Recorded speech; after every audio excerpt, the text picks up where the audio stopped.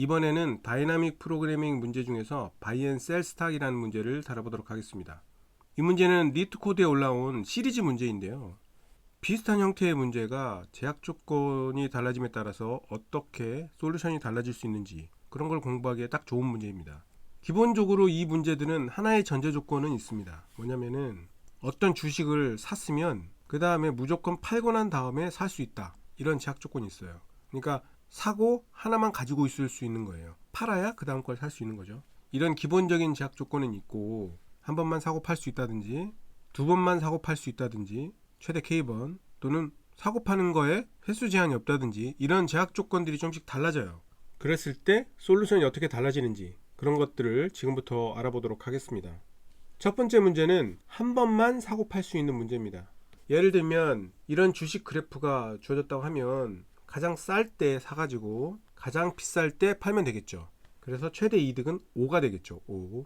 이때 샀던 거 이때 팔 수 있죠. 또는 이때 샀던 거를 이때 팔 수도 있을 거고 또는 이때 사가지고 여기서 팔 수도 있는 거죠. 그러니까 사는 시점이 달라질 수가 있어요. 상황에 따라서. 그래서 어디서 사고 어디서 팔았을 때 최대 이득이 되느냐. 이 문제에서 옵티멀 서브스트럭처를 한번 찾아보죠.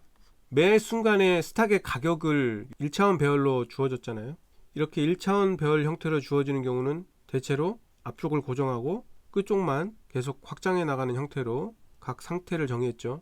그래서 Si-1 상태는 0에서부터 i-1까지 범위, 그 다음에 Si 는 0에서부터 i 사이의 범위. 그래서 Si 상태는 S0부터 Si-1 상태 어떤 것도 좋아요. 어떤 것도 좋은데 그것들과 Si 상태의 짝을 지으면 되는데 중요한 것은 각 순간에 나올 수 있는 세부적인 상태. 예를 들면 Si 단계에서는 어떤 상태들이 있을 수 있는지 나이라는 거 이게 되게 중요했죠.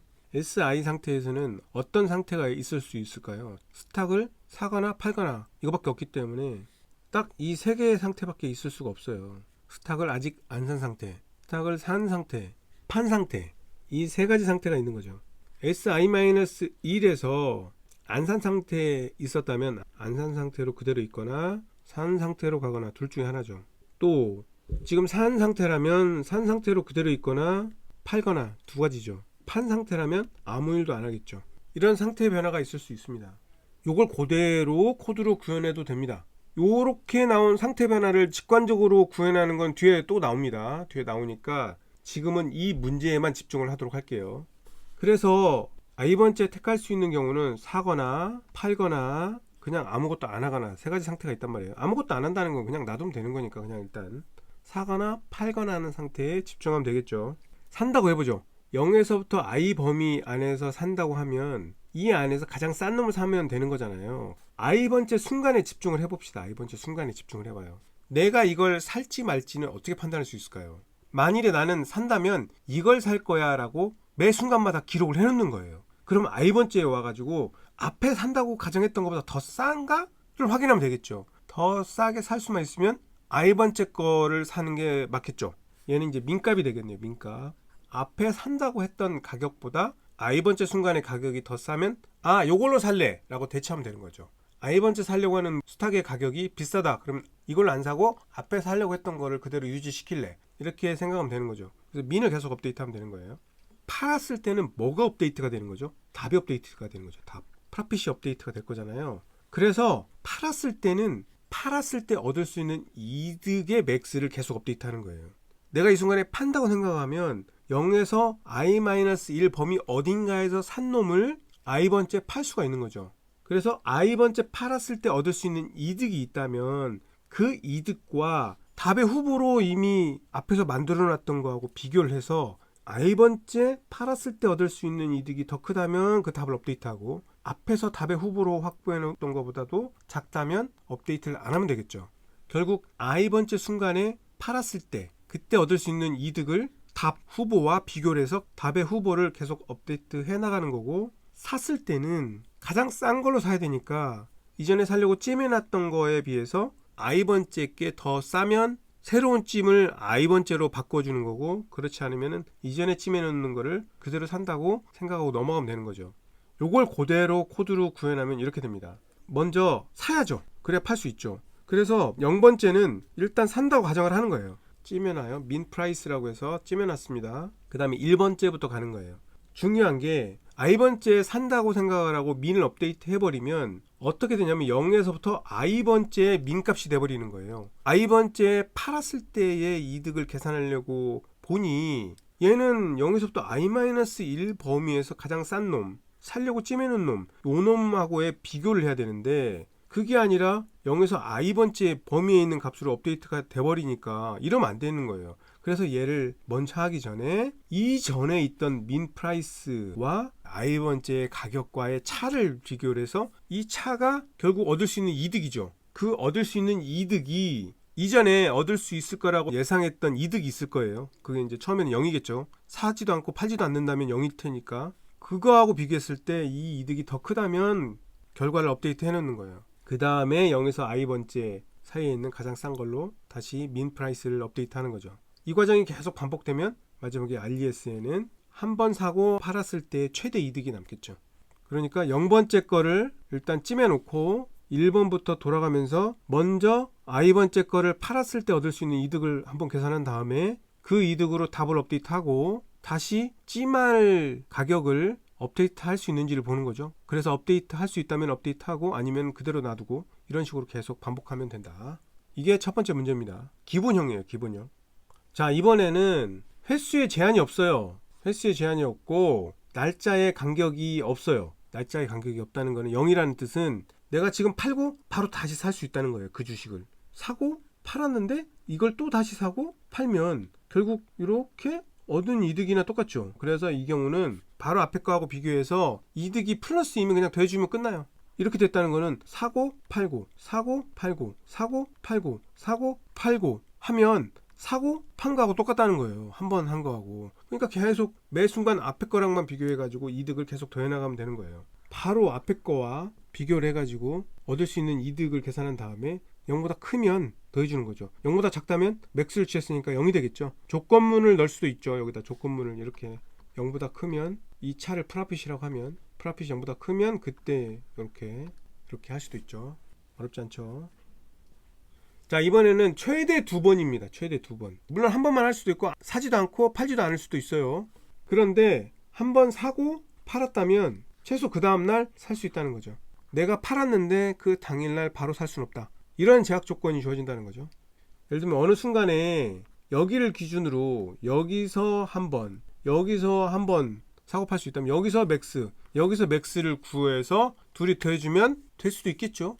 이 나누는 위치를 오른쪽으로 한 칸씩 밀어가면서 이 자르는 위치에 따라서 여러 개의 값이 나올 수 있잖아요. 그 값들 중에서 맥스를 취하면 이 솔루션의 답이 되겠죠. 그래서 이런 식으로 앞쪽에서 0에서부터 i 범위 안에 있는 이 범위에서 하나 사고 팔고 또 i 플러스 1부터 끝에까지 범위 안에서 하나 사고 팔고 했을 때 이득 둘이 더하면은 이 i를 기준으로 요만큼과 요만큼의 범위로 나눴을 때 최대 이득이 되는 거고요. 또 아까 말한 것처럼 범위를 요렇게 가져갔을 때 이득 이렇게 계속 계산해 가지고 그 이득 중에서 최대값을 취하면 된다는 거고, 이것은 처음 봤던 문제를 2번 돌린 거나 똑같죠. 하나는 앞에서부터 이렇게 온 거고 얘는 생각해보면 뒤에서부터 와야 돼요. 왜냐면 어느 순간에 잘라야 될지 모르기 때문에 뒤에서 오는 게 합리적이에요. 그래서 뒤에서 오다 보면은 먼저 팔고 그 다음에 샀다고 가정을 하는 거예요. 이게 이제 우리 인간의 사고와 소프트웨어를 만들 때는 꼭 일치하지 않을 수도 있어요.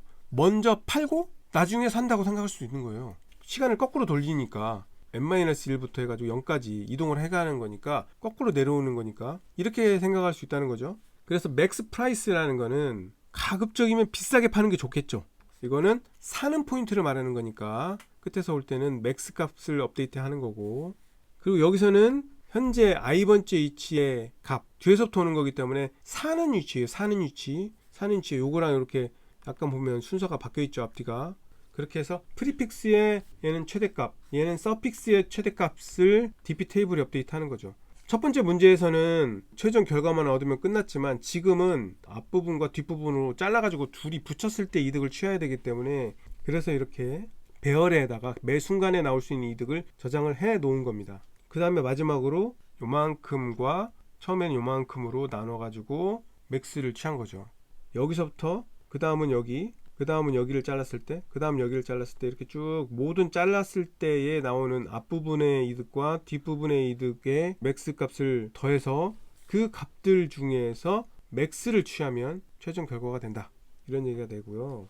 처음에 세팅한 이 값은 뭐냐면은 한 번만 사고 팔았을 때, 무조건 두 번 하는 건 아니잖아요. 최대가 두 번이니까 한 번만 사고 팔았을 때의 이득 저장해 놓고, 그 다음에 두 번 사고 팔았을 때의 이득을 계산해서 전체 최종 결과를 만들어낼 수 있는 거죠. 여기서 중요한 거는 전방향으로도 갈 수 있고 뒤에서 앞으로도 올 수 있다, 이런 발상이 필요한 거고, 이 두 개를 앞부분과 뒷부분을 이어가지고 두 번 팔았을 때 얻을 수 있는 이득도 계산해낼 수 있다, 이런 얘기가 되겠습니다.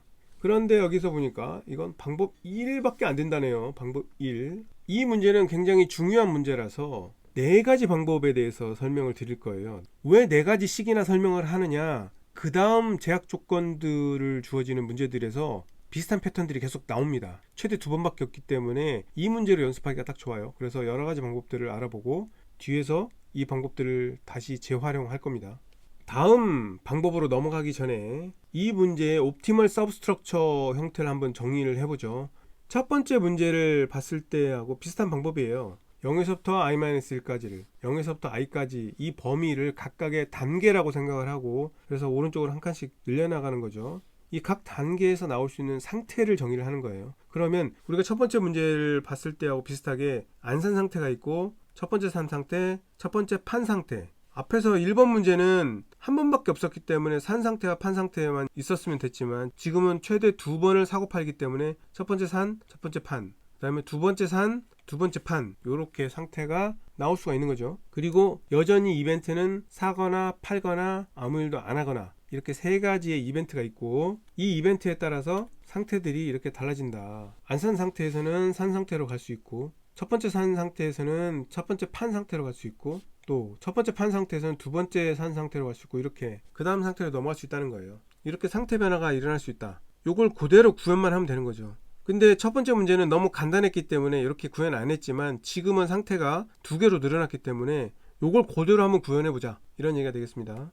그래서 이걸 그대로 구현해 보면은 DP 테이블을 만드는 거예요. 각 단계를 나타내는 DP 테이블을 n개를 만들고, 맨 첫 번째에서는 사는 일밖에 할 수가 없어요. 마이너스 가격이 되겠죠. 마이너스. 산다는 거는 결국에는 마이너스 가격을 더해주는 거하고 똑같아요. 그렇죠? 그래서 마이너스 가격을 해서 업데이트를 하는 거예요. 산 상태로. 첫 번째 산 상태를 만든 거예요. 그 다음 1번째부터는 사거나 첫 번째 팔거나도 가능하죠. 왜냐하면 0번째에서 샀다면 팔거나도 가능하니까 여기까지 가능해요. 일단 0번째에서 사는 경우, 처음 산다는 거예요. 처음 산다. 1번째에서 처음 사는 거죠. i번째 가격에다가 마이너스를 붙여가지고 앞에서 샀다고 가정한 가격하고의 맥스 값이죠. 이번에 마이너스를 붙였으니까 사실은 민 값을 취해 나가는 거하고 똑같아요. 맥스 값을 취했어요. 지금 여기서 굳이 맥스를 취하는 이유는 판 상태하고 산 상태가 번갈아 가면서 복잡하게 나오니까 모두 한 방향을 바라보게 하자는 거예요. 하나는 마이너스 방향, 하나는 플러스 방향, 이렇게 바라보면 너무 힘드니까 모두 플러스 방향으로 바라보고 모두 맥스를 기준으로 생각을 하면,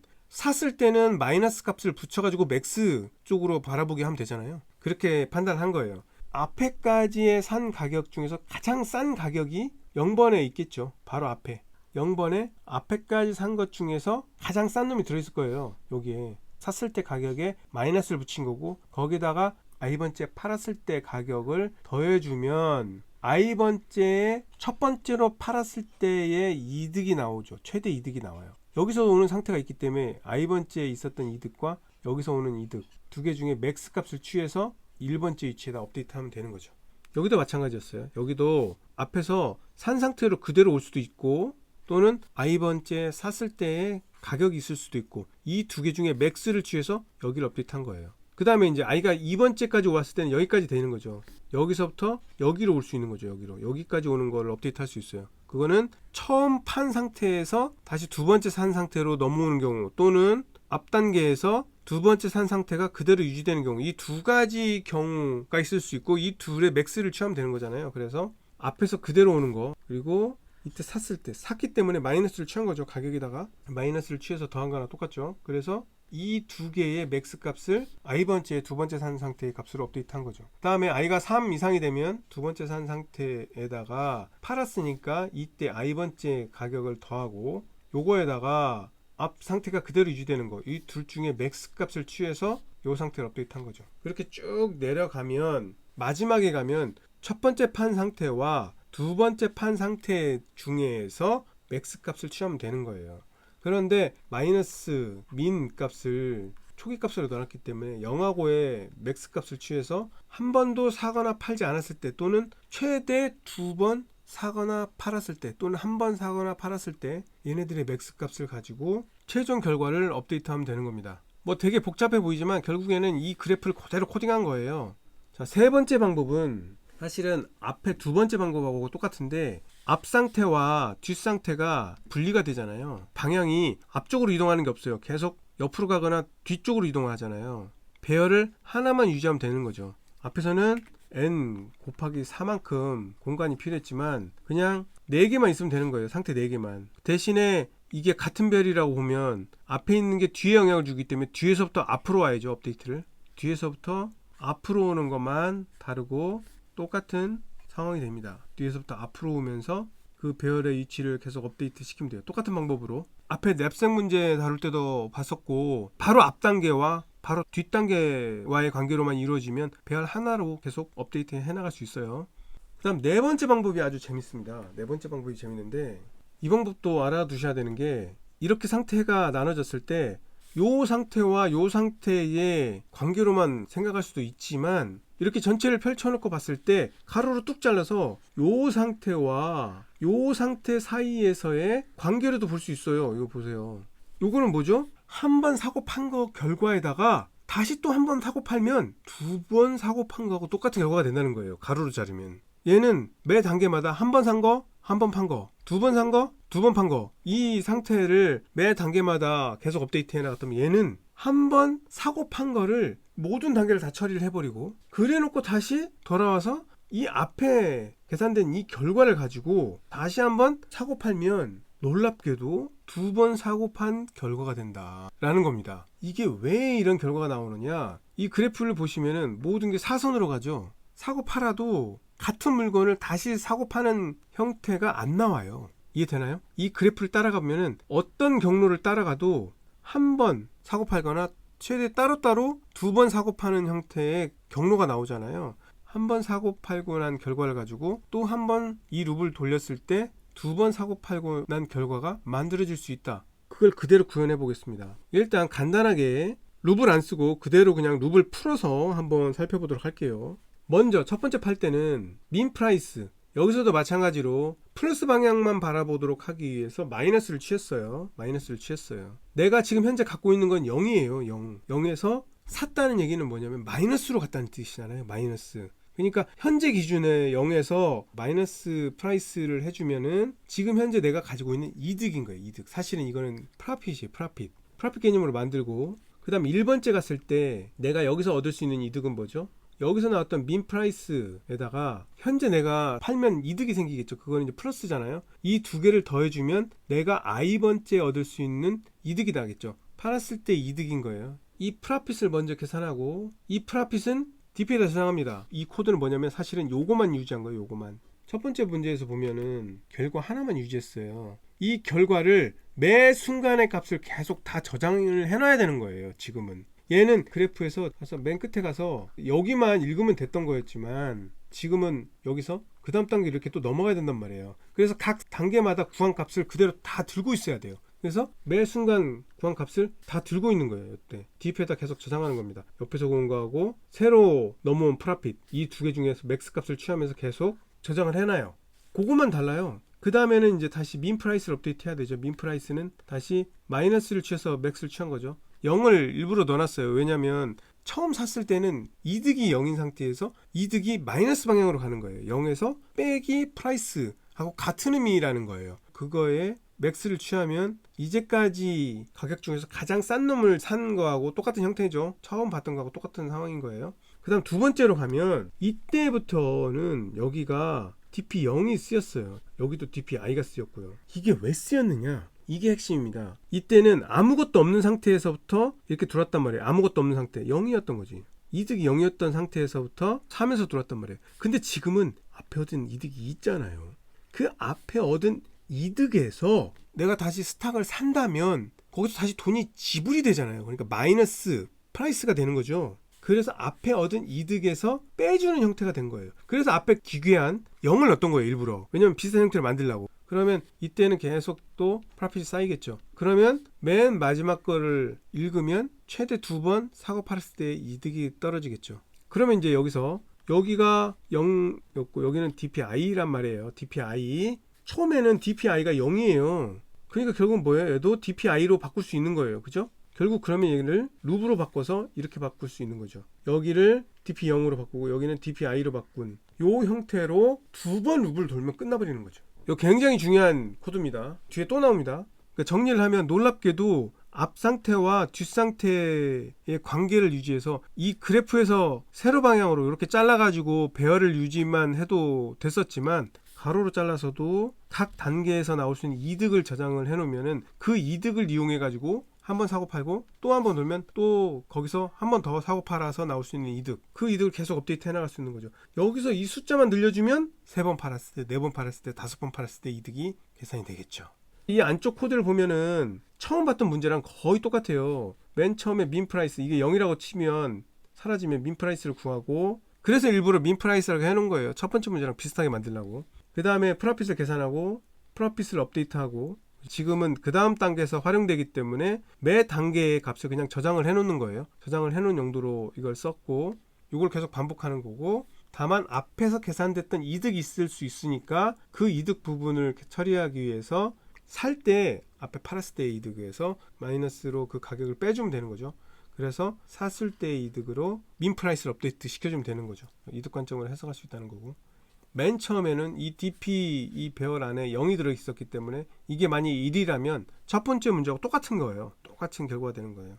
민 프라이스를 구해가지고 민으로 계속 업데이트하는 부분을 빼고 마이너스를 붙이고 맥스로 바꾼 것밖에 없다는 거고, 2 이상이 넘어가니까 앞에 얻었던 이득을 더해줘야 되니까 여기다가 DPI를 더해준 것밖에 없다. 이렇게 이해하시면 될 것 같습니다.